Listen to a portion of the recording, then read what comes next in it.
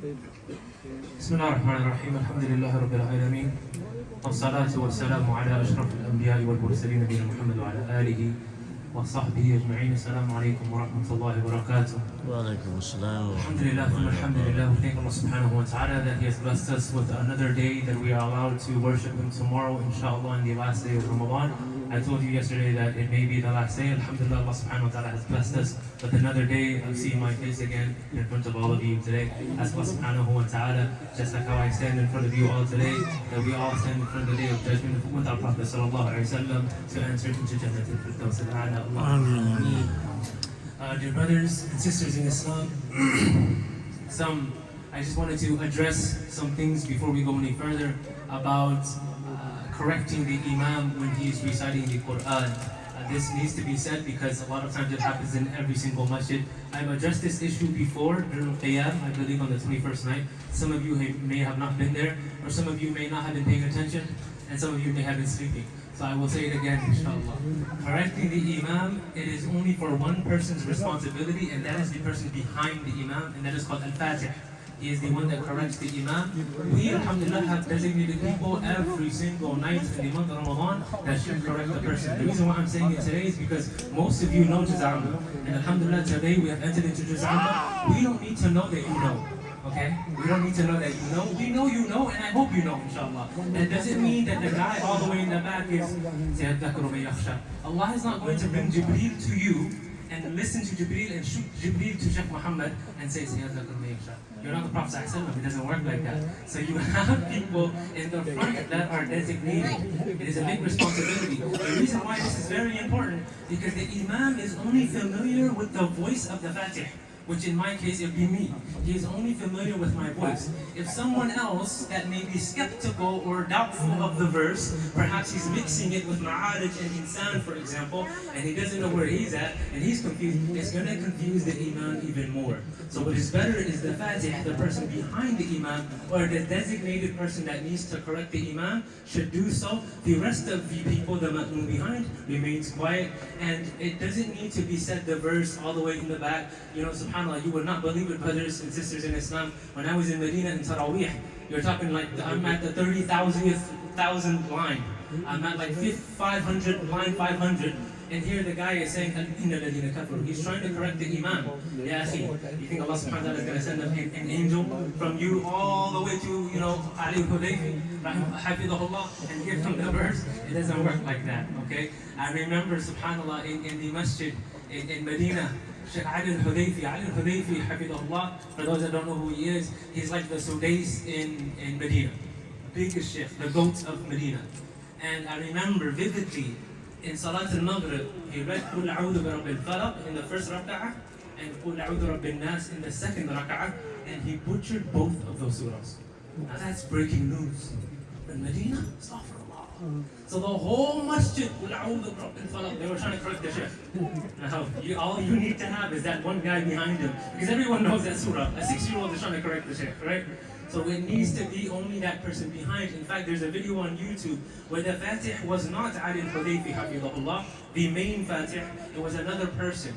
And the Imam was making a mistake. Ali al-Hudayfi, the great Imam of the masjid in Medina, he turned in the salah. You can see this on YouTube. He turned in the salah and he looked at the Fatih, the one that was supposed to correct the Imam, because he wasn't correcting. He knew his place, he didn't say nothing. Because he knew that the importance of the salah is far more important than the tilawah itself, as long as it does not change the meaning. So there are 3 types of mistakes. Number 1, that it is wajib for you to change, and that is if it alters the meaning, especially when it comes to Surah Al-Fatiha. Surah Al-Fatiha, if I was to say, or anyone that is Imam was to say, صِرَاطَ الَّذِينَ نَعَمْتُ عَلَيْهِمْ, you've changed the meaning. You've said, I am the one that favored. Guide me to the path that I favored, oh Allah, not you. A'udhu billah. We fix the Imam in that case, because that's changing the meaning.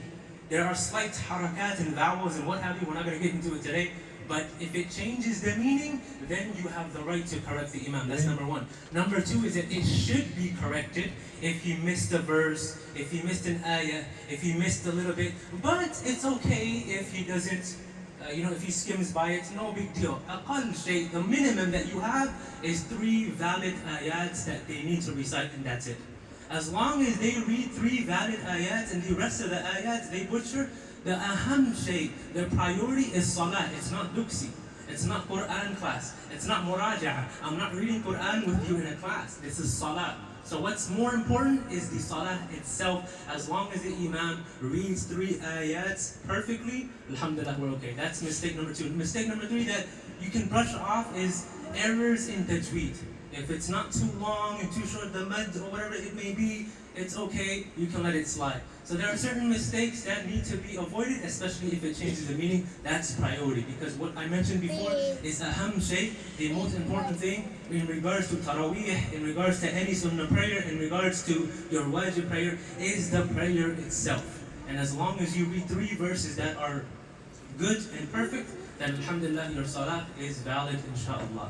Now moving on, as we mentioned, for those that were here after Salatul Isha, we talked about the Eid prayer, and the Eid prayer will be 8:30 here in Sham by Sheikh Mahmoud. He will be here 8:30, and then the English one will be 9:30. In the field over here by myself, the Imam, and it will be here at the field at 9:30 a.m. Takbir begins at 9. Here for 8:30, Takbir begins at 8 o'clock. Now, the Sunan of Eid, I'm pretty sure all of you know, but just remember one thing, and that is come with modesty, especially to our Muslim sisters. Come with modesty. Brothers as well, please dress appropriately when it comes to Eid.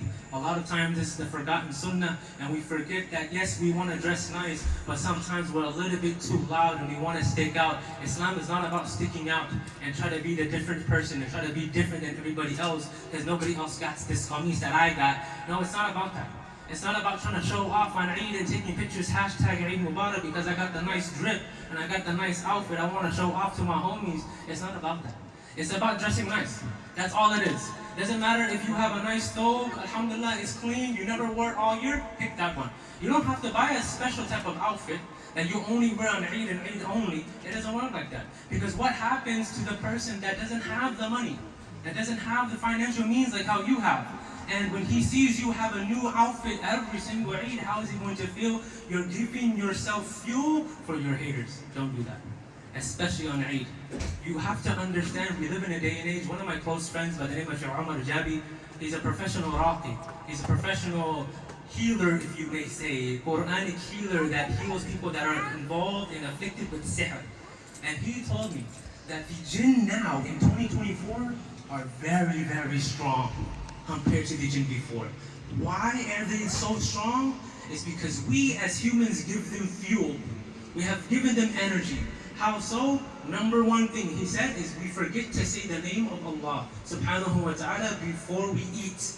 Right? I know this is something we teach our children, but a lot of times I see adults do this as well. We forget to say Bismillah. And we also forget to say Alhamdulillah after we eat. Doing this gives the jinn and shayateen energy. It gives them food, as we know per hadith of the Prophet sallallahu alaihi wasallam. Number 2 is the jinn and the shayateen don't need to do much anymore because you yourself, especially the shabab, you have portrayed your lifestyle all over every platform on social media for shaitan to create al-ayn, to create evil eye, to create haters. You've done that to yourself and you're wondering why you're going and suffering through depression and anxiety and having problems in your life. But yet you want to hashtag Eid Mubarak and you want to show people your nice clothes, and yet people are not going to be as happy as you are on Eid and not say MashaAllah for you like the brothers of Yusuf. Remember, dear brothers and sisters, these were not strangers. These were the brothers, the siblings of Yusuf alayhi salam. The scholars say that when it comes to al-ayn, when it comes to evil eye, majority of the time, it's not from strangers. It's from your inner circle, from people you know. There are stories that can go on and on and on. From your own mother and your own father that can cast al-ayn, an evil eye upon you. We ask Allah subhanahu wa ta'ala to protect us all from that. So be mindful of that on the day of Eid, and also be grateful. Al-Eid and the Eid of al-Fitr and the Eid of al-Adha, believe it or not, because per culture, Eid al-Adha technically is the greater Eid. And Eid al-Adha is the sacrifice of Ibrahim alayhi salam, we know that. It is in Islam the greater Eid. But both Eids, Allah subhanahu wa ta'ala says in Surah Al-Baqarah, we know, وَلِتُكَبِّرُوا اللَّهَ عَلَى مَا هَدَاكُمْ, and make takbir, as I mentioned yesterday, the famous takbiratul Eid, we know that. And then Allah subhanahu wa ta'ala says, عَلَى مَا هَدَاكُمْ, perhaps, you will be guided by doing this. And then he says, وَلَعَلَّكُمْ تَشْكُرُونَ, be grateful on the day of the Eid. Thank Allah subhanahu wa ta'ala that you, your family have food on the table, that you have a family to go back to after Eid Salah is over. You have a community, alhamdulillah, that you can hug and say salam to. For wallahi, dear brothers and sisters, there are people such as our revert brothers and sisters, they have no family to go to after Eid. When you go back home and everybody's happy, joy, and smiling, and you go back home and you enjoy your food, alhamdulillah, our revert brothers and sisters that have reverted, brand new Muslims, who do they go back to? They don't have a mom and a dad that's a Muslim, or even a brother or a sister that's a Muslim. So we as a community, it is wajib for us to be supportive to them, to hang out with them, and see if they need anything, especially at a time of happiness. So remember that and be mindful of that on the day of Eid. Be grateful that you have everything. Thank Allah subhanahu wa ta'ala that you have the nice clothes. Be thankful of to Allah subhanahu wa ta'ala that He has blessed you with a community that can lead and provide you these type of accommodations and what have you. Last but not least, brothers and sisters, as I stand in front of all of you, I want to ask you all to forgive me for my very, very long talks. And forgive me for standing here longer and longer. I know some of you are like, oh, Sufyan, hurry up. I want to finish taraweeh prayer. We ask Allah subhanahu wa ta'ala, and I will make a final dua because this is the last taraweeh of 2024. We ask Allah subhanahu wa ta'ala that He blesses us with many more Ramadans in our lives. We ask Allah subhanahu wa ta'ala that He continues to bless us with goodness just as He has blessed us with goodness in this month of Ramadan. We ask you, Ya Rabbal Alameen, that we will never forget you just as we remembered you in the month of Ramadan, Ya Rabbal Alameen. Ya Rabbal Alameen, Allah subhanahu wa ta'ala, just because Ramadan is finished, allow us never to be finished with our worship when it comes to you, Allah subhanahu wa ta'ala. Ya Rabbal Alameen, in this blessed month of Ramadan, we ask you, Allah subhanahu wa ta'ala, to aid our Muslim brothers and sisters in Gaza today. Ya Rabbal Alameen, give them victory whether we are there to see it or not there to see it. Ya Rabbal Alameen, for you is the result and for us is the effort. Last but not least, dear brothers and sisters, please, I beg all of you to keep your brothers and sisters in your dua when it comes to the brothers and sisters in Palestine today. Do not forget them.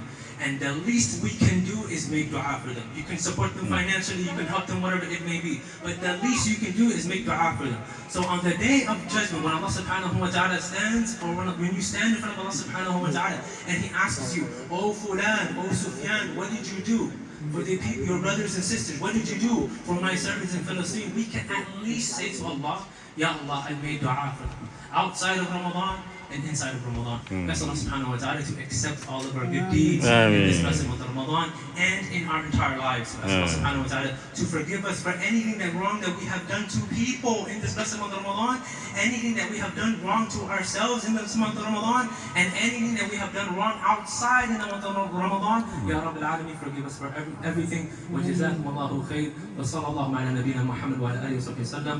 Wassalamu alaikum wa rahmatullahi wa barakatuh.